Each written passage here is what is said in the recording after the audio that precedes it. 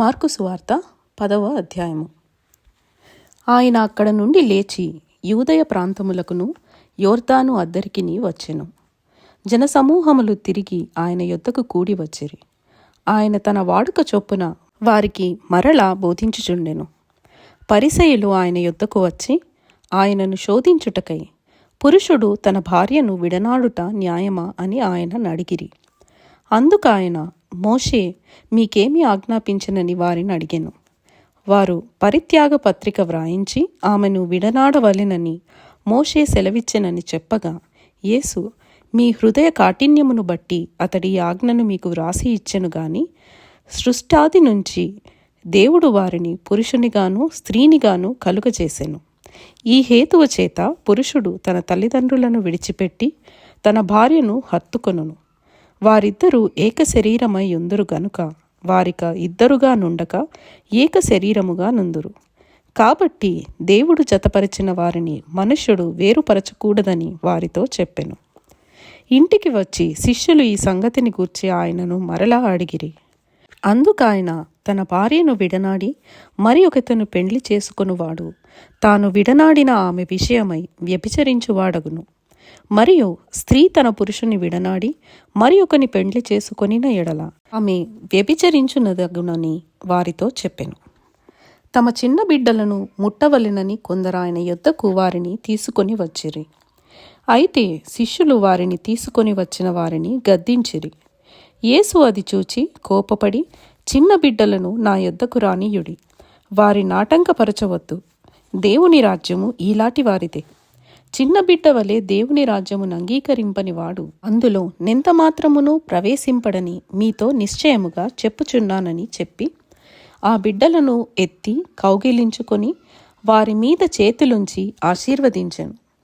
ఆయన బయలుదేరి మార్గమున పోవుచుండగా ఒకడు పరిగెత్తుకొని వచ్చి ఆయన ఎదుట మోకాళ్ళూని, సద్బోధకుడా, నిత్య జీవమునకు వారసుడనగుటకు నేనేమి చేయుదునని ఆయనను అడిగెను.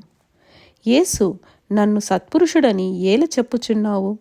దేవుడొక్కడే గాని మరి ఎవడును సత్పురుషుడు కాడు.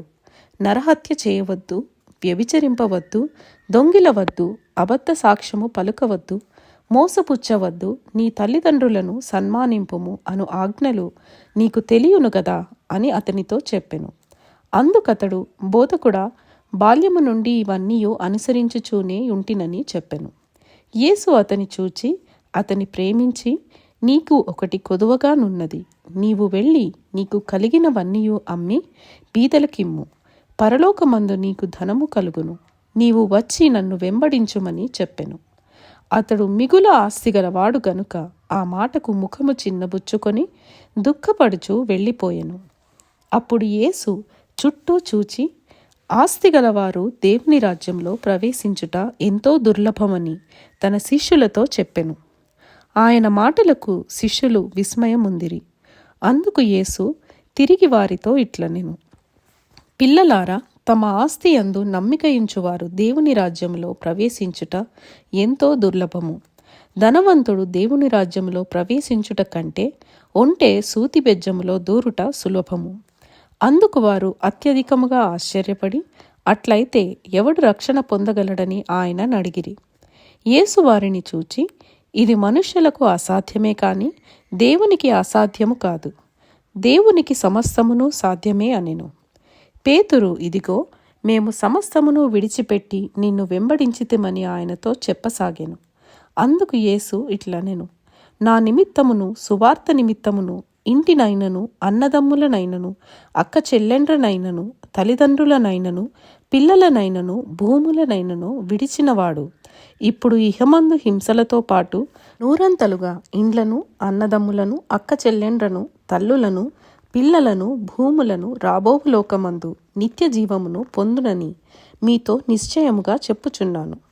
మొదటివారు అనేకులు కడపటివారగుదురు, కడపటివారు మొదటివారగుదురు అనెను. వారు ప్రయాణమై యెరూషలేమునకు వెళ్ళుచుండిరి.